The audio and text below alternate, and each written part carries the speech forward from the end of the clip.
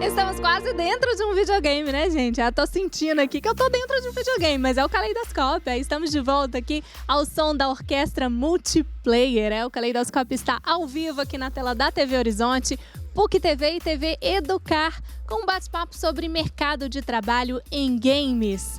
Tem uma galera em Macapá, no Amapá, curtindo o tema do programa de hoje. Alô, Macapá, um abração então pra você aí. E ó, podem participar do tema do programa de hoje pelo facebook.com/programa Caleidoscópio TV ou então pelo WhatsApp, né, gente? Tá facinho, sem fronteiras, anote o nosso número aí. É o 996428473.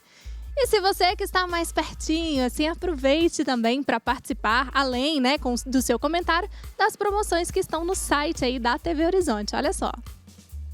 Você conhece as camisas masculinas Clé? Elas têm estampas contemporâneas que valorizam a cultura mineira. Aqui no Caleidoscópio você pode ganhar uma camisa Clé, hein? É ou não é um presentão? No site tvhorizonte.com.br/caleidoscópio. Lá em promoções você fica sabendo como participar. A semana está só começando, mas você já sabe que na sexta-feira é dia de pizza grande com refri 2 litros no Caleidoscópio. Você pode ser o ganhador da semana e receber em casa a pizza quentinha. Não fique de fora, vá à página da TV Horizonte e concorra. E ó, se sua fome não aguentar até o final da semana, ligue e peça a sua bitela. Viu aí, né? Tem muita promoção te esperando, então vá lá e participe. Passamos aqui para a segunda fase, né, gente, da nossa discussão. Fase é uma coisa bem presente aí nos videogames, né? Bom, Renato, o professor começou a introduzir aqui um pouco desse sucesso desse mercado. Você que trabalha aí, né, no mercado há 13 anos, tá aí já tem um tempo. O que você sente, né, de evolução, de mudanças ao longo do período e de ganhos para esse mercado também? A gente pôde perceber, eu estou no mercado desde 2010, então a gente pôde perceber assim, que no Brasil a gente teve um crescimento também de demandas de jogos para publicidade. Então, muitas empresas contrataram as empresas brasileiras para fazer projetos publicitários na área de jogos. A gente viu também uma demanda por jogos indie, que cresceu muito. Essa demanda ela cresceu muito forte nos Estados Unidos primeiro, depois na Europa, chegou agora no Brasil também com as lojas digitais, né? Foi uma facilidade. Em termos de preço também, os produtos se tornaram mais baratos, então a gente pôde ver um crescimento de pessoas adquirindo jogos e saindo do meio natural que existia muito no Brasil, que era o meio da pirataria, que era algo muito ruim para as empresas e isso deu uma guinada no mercado local também. Legal. Augusto, você, né, como estudante, o que te fez, o que te motivou a buscar, né, os jogos digitais, a buscar aí essa área? Primeiro foi a amplitude de mercado, né? Você produz algo aqui, mas ele não está restrito a esse território. Você pode exportar ele facilmente, porque você não tem tantos gastos com o tráfego, né? Ele é um tráfego digital, então é fácil você exportar. A questão da plataforma facilita Exatamente, muito, né? E por ser um mercado novo aqui, né? Relativamente novo, eu vejo que tem possibilidade de seguir alguns cursos que eu não conseguiria seguir em outros, que já tem, vamos dizer, os dinossauros aí. E quem sabe conseguir abrir melhores portas para mim. Legal. Brenner, e você? Você foi para essa área, assim, além, claro, de gostar, né? O que te motivou, assim? Esse mercado também favorável? Quais são os fatores que te motivaram? Primeiramente, o fato de eu gostar de jogos desde criança é uma coisa que me motivou sempre. Eu sempre fiquei curioso de como um jogo se fazia por trás e tudo mais. E outra coisa também é que o mercado tem crescido, principalmente, por exemplo, uma das coisas que tem ajudado mais no mercado é o financiamento coletivo, por exemplo. É uma coisa que tem dado oportunidade para muitas pessoas. A internet, por exemplo, hoje em dia, empresas pequenas podem conseguir, digamos, uma fama assim, pela internet mesmo, no mundo inteiro. E não só isso, como o fato de ter tantas possibilidades hoje em dia por causa da tecnologia. Hoje tem jogos com realidade virtual, você pode fazer de vários jeitos, programar de vários jeitos, tem tecnologia acessível para todo mundo. Legal. Bom, e o Renato foi para um outro caminho aí como youtuber, né? Usa também um pouco dessa coisa do game, mas com uma outra linguagem, assim. Foi por essa paixão pelo game? O que te motivou a chegar assim nesse trabalho, né? Na verdade, foi uma junção de tudo. Porque além de jogar muito, gostar muito, querer saber como é que funcionava e querer trabalhar, eu acabei... primeiro que é uma coisa que dá assunto pro YouTube. Porque primeiro que já tem uma plataforma do YouTube que é só para games. Então, eles já conseguiram até separar o que vai ser. Então, se não fosse assim, não ia, né? Sim. Não ia ser tão grande. Mas é um assunto que dá muito certo no canal toda vez que eu toco no assunto. Por exemplo, videogames antigos o pessoal adora.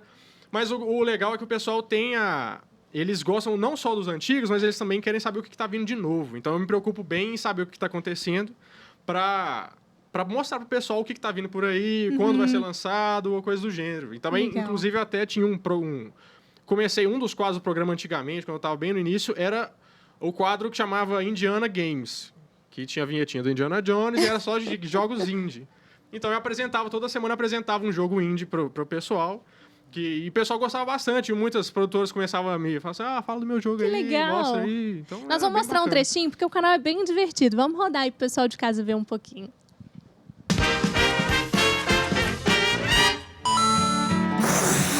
O tema de hoje foi sugerido pelos nossos queridos amigos Isaías Machado, Michel Aguiar, José Soares e muitos outros. Então a gente vai apresentar para essa geração leite com pera, né, como eram os bons e velhos videogames nos anos 80 e 90. Esse cara sou eu. Pois é, esse cara é você, né, descolado, que usa aí o videogame realmente, os games, como um instrumento ali do seu discurso. As pessoas realmente se interessam muito, assim, pelo tema videogame, né? Muito, muito. E, inclusive, vocês não viram o resto do quarto, mas tá cheio de Super Nintendo, Mega Drive, tudo espalhado. Atrás ali até de você naquele cenário. Aquele fliperama fui eu que construí.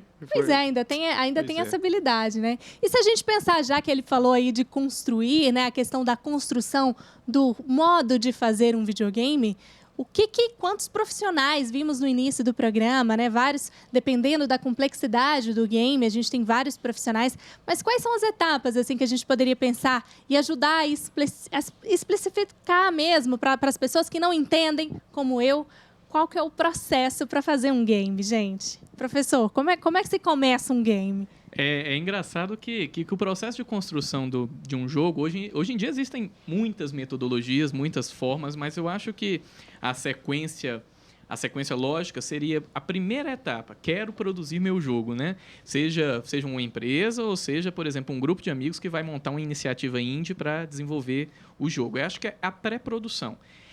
A pré-produção envolve todas as etapas de você fazer a coleta das informações qual vai ser a narrativa desse jogo, qual a história por trás do jogo, que tipo de jogo isso vai ter, e aí estrutura-se os materiais de documentação do jogo.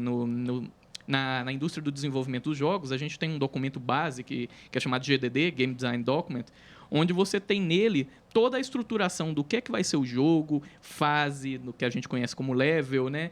Os objetivos, os chefões, o que a gente chama de bestiário, que são os monstros, com a ambientação, como que vai ser o arquetipo do personagem, o herói que vai envolver essa história, que tipo de, às vezes, se for, por exemplo, um jogo educativo, né? Que tipo de fundamentação teórica eu vou ter lá por trás desse jogo. Então, toda essa etapa de pré-produção, ele vem antes do desenvolvimento, né? Às vezes, um grande erro que acho que as pessoas cometem quando estão começando no mercado de jogos é querer sentar a bunda na cadeira e começar a programar no computador, começar a desenhar sem ter um planejamento prévio antes. Então, ou seja, então é como se tivesse um roteiro, né? Que inicialmente... talvez no cinema seria o roteiro, onde você tem a decupagem das falas, da história, quando um personagem acontece, uma cena acontece. No jogo tem-se esse roteiro, só que ele é destrinchado dentro do GDD.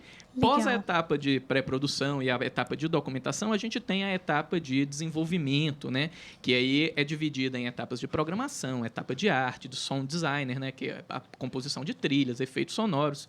Após essa etapa de desenvolvimento, que é realmente a parte braçal do jogo e demora bastante tempo para acontecer, tem a etapa de qualidade de testes. Poxa, antes de lançar um jogo ao grande público, a gente precisa testar e saber se ele está com problemas, se ele está agradável, se ele está funcionando, né?